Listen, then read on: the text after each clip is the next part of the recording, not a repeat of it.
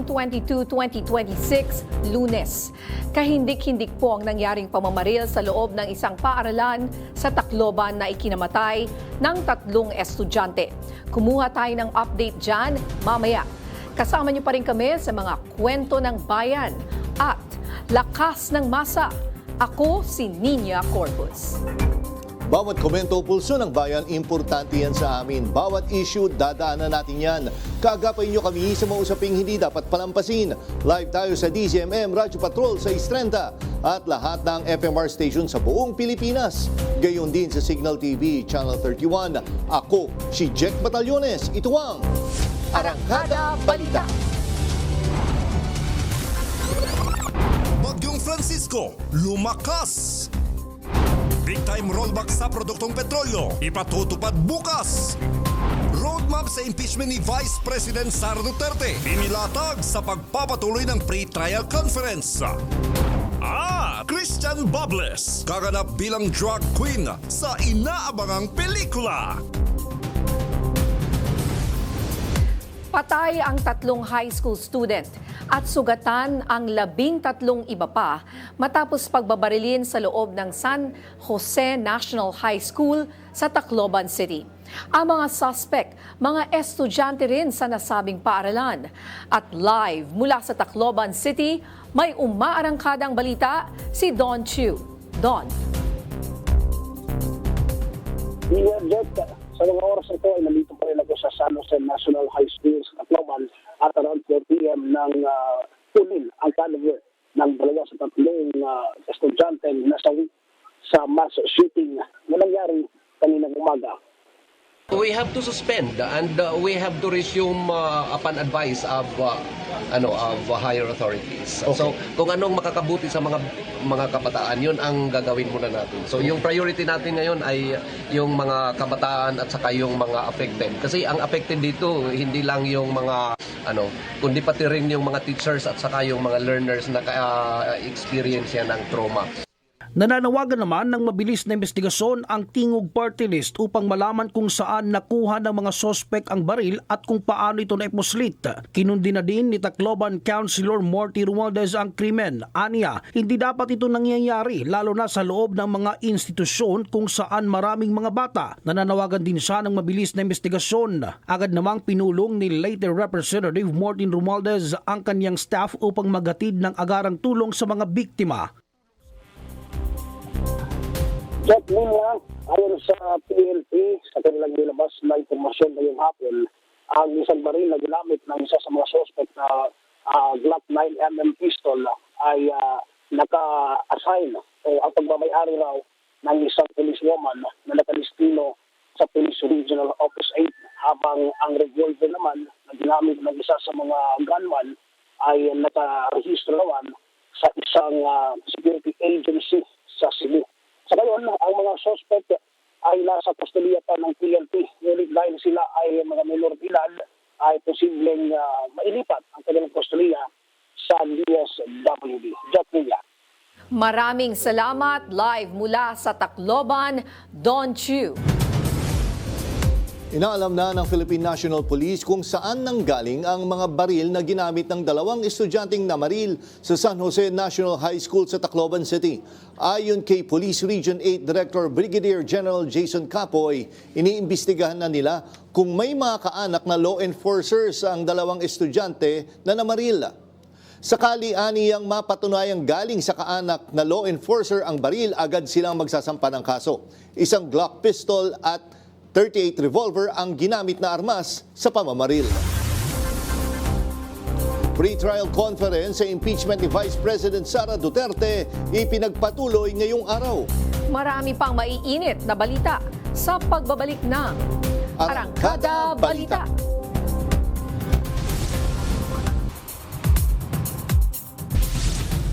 Nanindigan ang House Prosecution Panel na masusunod ang inihaing trial date ng Senado sa July 6. Ilang issue rin ang nilinaw ng prosekusyon tungkol sa paglilitis. At live mula sa Senado, may umarangkadang balita si Mari Ocampo. Mari? Ninya ngayong Lunes, inaasahan nga sana ang pagtatapos ng pre-trial conference kung saan mamarkahan ang mga ebidensya para sa dalawang natitirang articles of impeachment laban sa ikalawang Pangulo. Kasabay nga rin yan pinabulaanan o nilinaw ng House Prosecution Team itong ilang mga balita na umiikot online at ipinakilala na nga rin kanina sa publiko ang isa pang spokesperson na magiging parte rin ng Private Prosecution Team.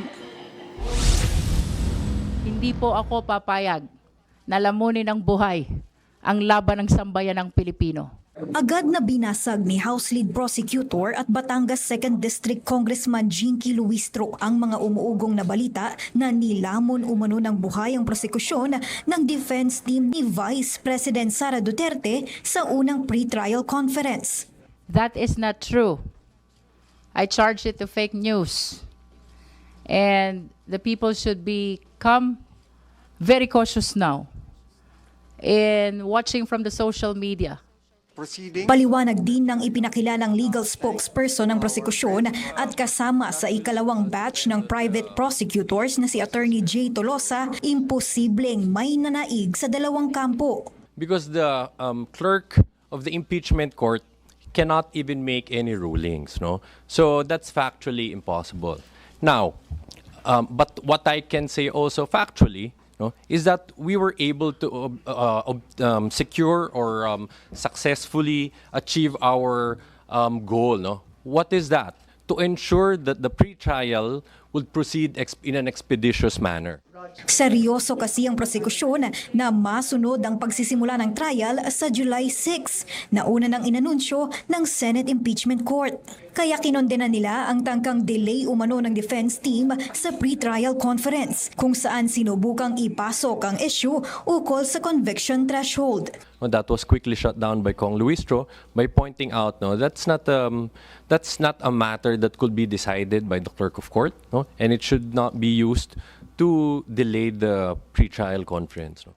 Una nang inihayag ni Luistro na patatapusin muna ang pre-trial conference bago talakayin ang issue. Patuloy pa rin na nagtatago si Senator Ronald Bato de la Rosa bunsod ng kanyang arrest warrant mula sa International Criminal Court habang isinailalim naman sa suspensyon ng Sandigan Bayan si Senator Jinggoy Estrada dahil sa kinakaharap na kasong plunder at graft sa ikatlong pagkakataon. Kaya mula 22 na lang ang aktibong senator judges. Aminado rin ang prosekusyon na malabong matapos ang trial sa Setyembre dahil sa dami ng mga testigo at dokumentong ihaharap. Inilalakad ng prosekusyon na magkaroon ng 62 trial dates habang 30 naman sa depensa. Pero kinuwestiyon ni Tolosa ang tila hindi pagkakatugma ng inirekomendang bilang ng mga trial ng depensa sa bilang ng witness na isinumite. Maybe this is an indication that there's really no intention to produce all of those witnesses. Ayon kay Tolosa, may 51 common witness sa dalawang kampo. 16 dito ang tukoy na, habang 35 ang hindi pinangalanan. Hindi naman bababa sa 250 ang common exhibits ng dalawang kampo.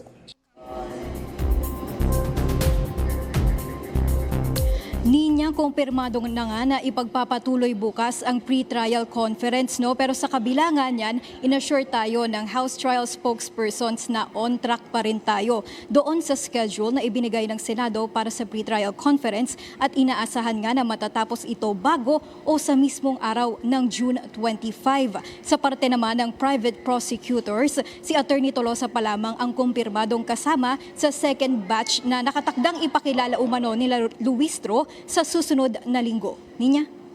Maraming salamat, Mari Ocampo.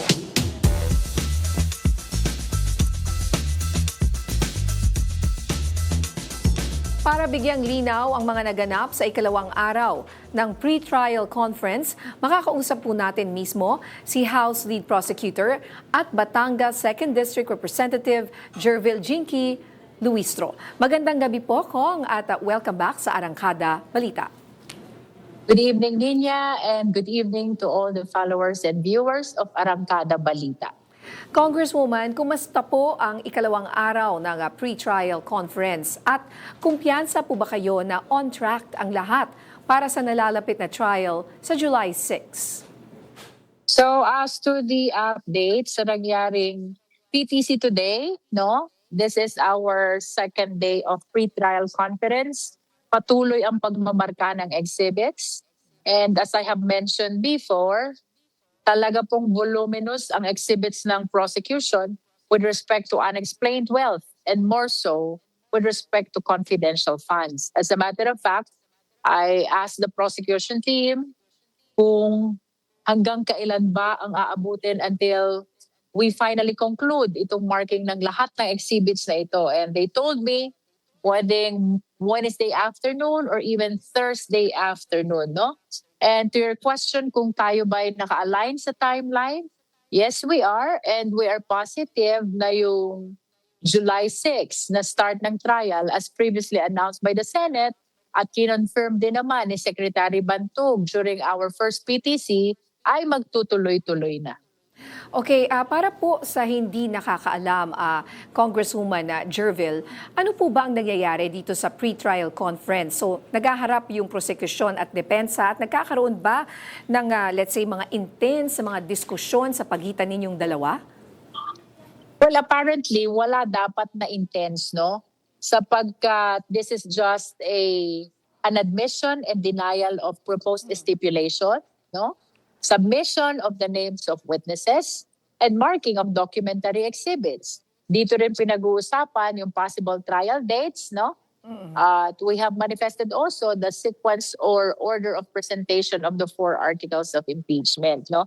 Ito po ay napakahalaga because we're trying to provide a facility ng kung anong pwedeng pagkasunduan, like for example, on stipulation of facts, para ang matitira na lamang pong pagtatalunan sa trial ay yung mga kung tawagin natin disputed issues, disputed controversies. Ibig sabihin, walang na-reach na agreement ang magkabilang panig, no? So, as to what happened during the first PTC, no?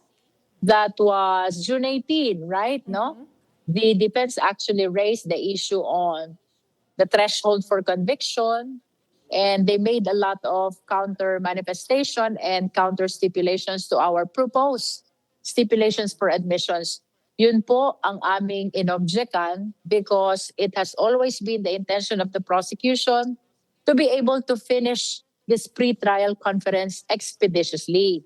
In addition to that, those matters are not proper subject matters of pre-trial conference, no? Imagine as serious as the 2/3 conviction, it cannot be discussed during the pre-trial conference, no? As a matter of fact, even during trial, I don't know if the presiding officer will allow that, although I understand that that falls squarely within the political question of the legislative or the Senate specifically. Dahil sabi nyo nga, wala dapat mga intense, wala na dapat masyadong pagdedebate or sabihin na nating salpukan ng mga kanya-kanyang, di ba, na masasabi or manifestations. Congresswoman, mukhang nagkakaroon ng, would you say, make delay? Or meron bang deliberate delay?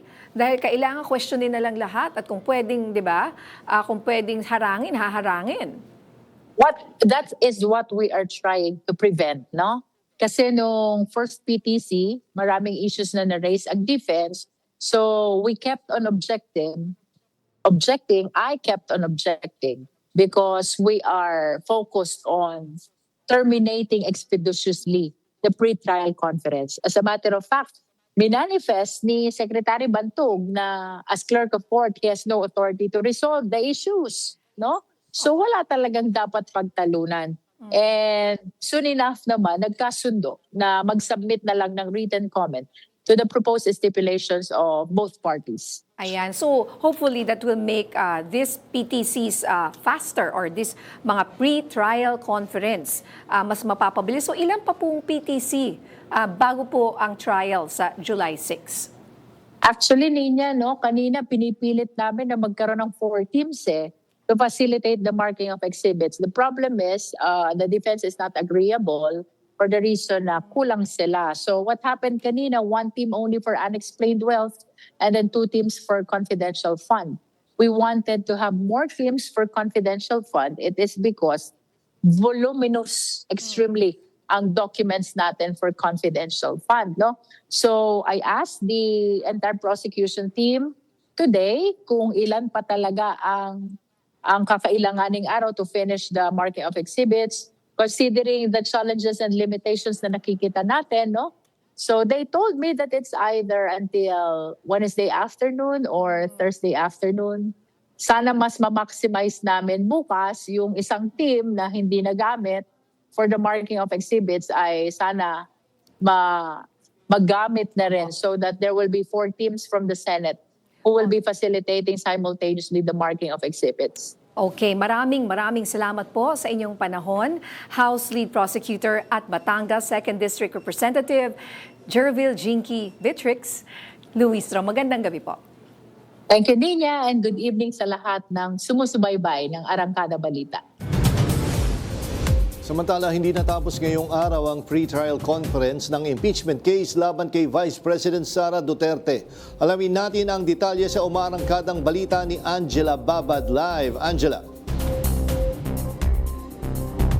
Jack, posibleng sa Huwebes, June 25 pa nga matapos ang pre-trial conference kaugnay ng impeachment case laban kay Vice President Sara Duterte. At bagamat ito ay tumutugma pa rin doon sa orihinal na impeachment calendar, ay nagkakaroon ng delay dahil na rin sa dami ng dokumento. Sa Article 1 pa lamang o yung patungkol sa misuse of confidential funds, nasa 4,000 dokumento na ang idinadaan sa marking of evidence. Simula last week, may 2 teams na binubuo ng prosecution at defense kung saan bawat team ay naka-assign sa isang article. Natapos na noong nakaraang linggo ang marking of evidence para sa Article 3 o korupsyon sa DepEd at Article 4 na kaugnay naman ng grave threats at inciting to sedition. Samantala kanina ay humarap sa press conference ang House Prosecution Panel upang ilatag nga yung sequence ng presentation of evidence. Una dito ang mga ebidensya sa Article 4 tungkol sa grave threats at assassination plot. Pangalawa ang Article 1 o ang misuse of confidential funds. Ikatlo ang Article 3 patungkol sa korupsyon sa DepEd at panghuli ang Article 2 para sa unexplained wealth.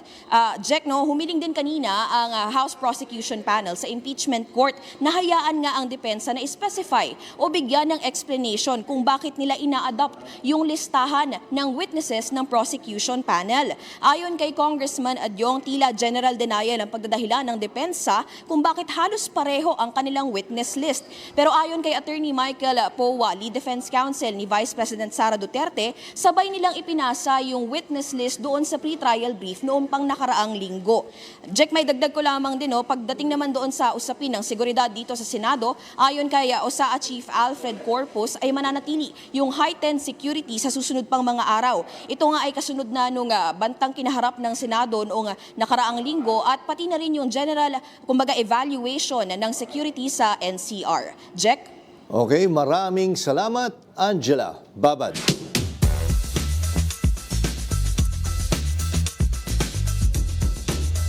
Para himayin pa ang usapin sa pre-trial conference, makakausap natin muli ang public interest, human rights lawyer at maging managing partner ng Bukoy Poblador Law Offices, si Attorney Antonio Bukoy. Magandang gabi po, Attorney Bukoy, at welcome back sa Arangkada Balita.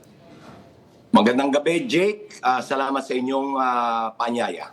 Okay, unang-una, Attorney Bukoy, ano ho yung reaction nyo na ito, tuloy-tuloy pa rin at baka hanggang Thursday pa daw ang itatagal nitong pre-trial conference? Ganun talaga eh. Ang pre-trial conference, hindi mo pwedeng madaliin yan. Sapagkat dyan nire-resolba lahat ng mga bagay-bagay para umusad ng malinis ang paglilitis, no? Ang nagpapatagal dyan sa paningin ko ay yung pagmamarka ng mga ebidensya. And dahil nakita nyo naman sa mga balita ng video, mali-malita rin yung dala nila eh. Ganun ho, karami yung ebidensya po na documentary evidence. Opo. Tama. Kaya nga ang sinabi nga ng prosecution, kailangan nila 60 days of trial.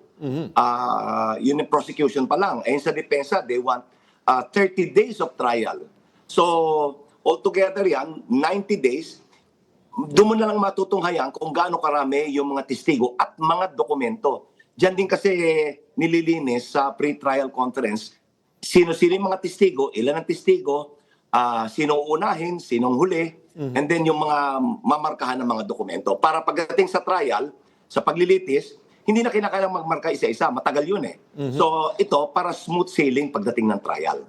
Kumbaga, Attorney Bukoy, kunyari, ito may mga listahan ng mga witnesses. So, i-eliminate na yung iba doon. Kumbaga, kunyari, si witness A at witness B, isa lang naman ang sasabihin. Ano, pinag-iisa? Paano ho ba yan ang sistema po dyan? Oo, meron kasi ganyan na sasabihin kasi yung buod ng testimonya na pwede namang maging pag-usapan lang.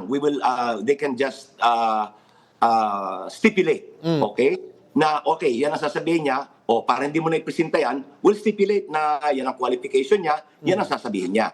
So they can dispense with the testimony. Sa mga dokumento naman, sasabihin, kunyari, public records naman, yung mga SALN, yung mga income tax returns, o kaya yung mga bank statements, yan din maaaring maging subject ng stipulation para uusad ng malinis yung trial.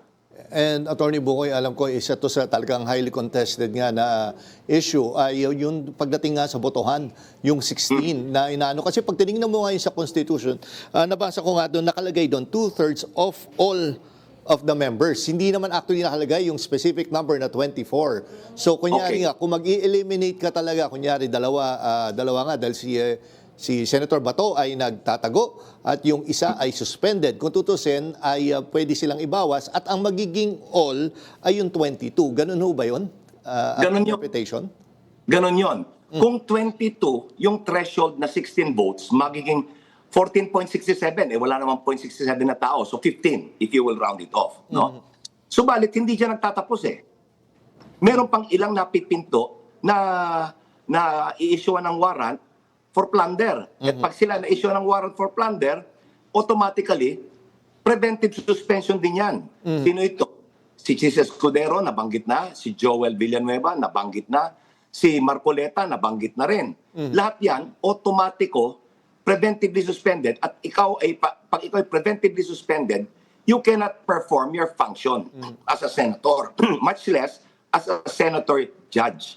So, kung babawasin mo pa yung 3, plus yung napipintong warrant din ni Bongo, so 4, magiging 18. Di ba? Ang matitira.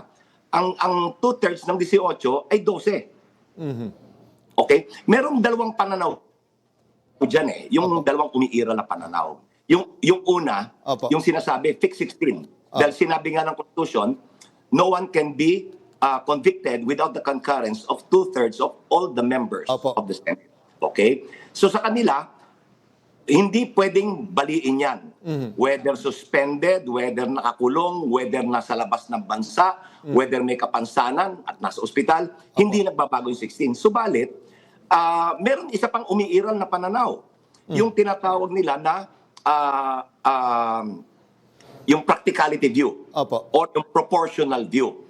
Sapagkat hindi pwedeng hindi pwedeng makapon, pardon the term, or new term, makapon ang trabaho ng impeachment court dahilan lamang sa ganitong sitwasyon. Na ang mga sorry. Sorry. Okay po, Attorney. Naputol. Attorney? Sorry, inaayos ko yung ayan. Okay. Pwede na ulit. Sige po. Sige po, Attorney. So yun nga yung point. Dapat siguro ay ma-resolve to, tingin nyo, bago mag-start ang impeachment trial.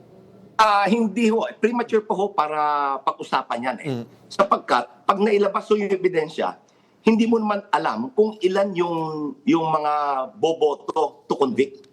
Dahil hindi pa naman nila nakikita yung ebidensya na formally inilahad sa impeachment court. Ngayon yan, kung yan ay formal lang na ilahad, maaaring merong dyan na magdadalawang isip din na instead na ang turing sa kanila, DDS senators. Pag nakita nila yung ebidensya, maaari silang masway din eh na either mag-convict or mag-acquit. So para sa akin, premature pa ho pag-usapan yan. Okay. Premature pa dahil antayin natin yung ebidensya, antayin natin yung botohan. Sige po. Pero ang sigurado ho dyan, kung ano man yung kalalabasan, may magrereklamo dyan. Maliban na lang kung klaro Kung kunyari, halimbawa, 16 talaga ang bumoto pa rin to convict, wala tayong pinag-usapan, tapos na yung boxing, di ba? Opo. Sige, nako, attorney. Nako, maraming salamat po sa oras nyo at sa insights na binigay dito sa Arangkada Balita. Magandang gabi po at ingat po kayo, attorney. Marami ring salamat. Pasintabi po, sensitibo ang balitang ito. Walang awang pinatay ng isang ginang ang sarili niyang isang buwang gulang na sanggol sa Digos City. Sinasabing na pagbuntunan ng galit ng ina ang sanggol matapos na hindi siya bilhan ng alak ng kanyang mister. Yan ang umarangkadang balita ni Noreen Igonia.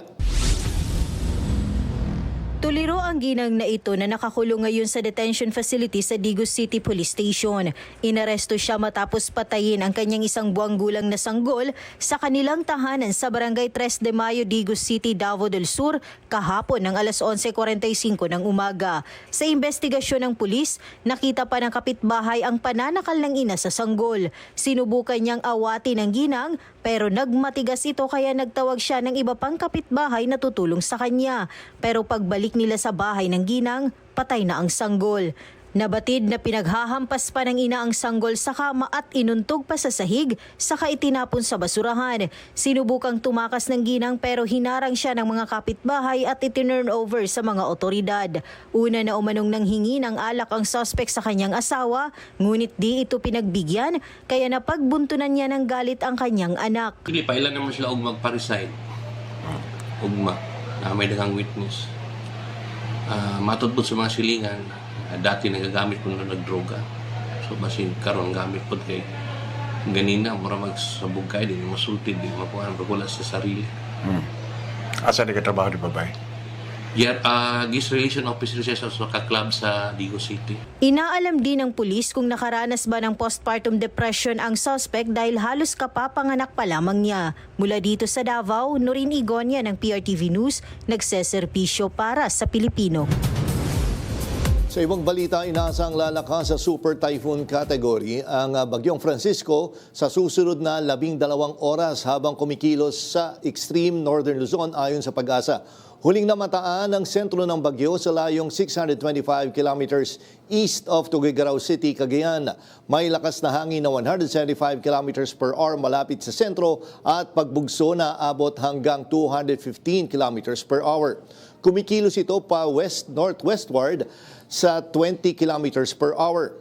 Nagbabala rin ang Pag-asa sa malalakas na ulan at hanging dulot ng Bagyong Francisco at pinalakas na habagat na makakaapekto sa malaking bahagi ng Luzon, Visayas at ilang lugar sa Mindanao. Nakataas ang signal number 1 sa Batanes, northeastern portion ng Cagayan at eastern portion ng Babuyan Islands. Inaasang lalabas ng Philippine Area of Responsibility ang bagyo pagsapit ng Biyernes, June 26.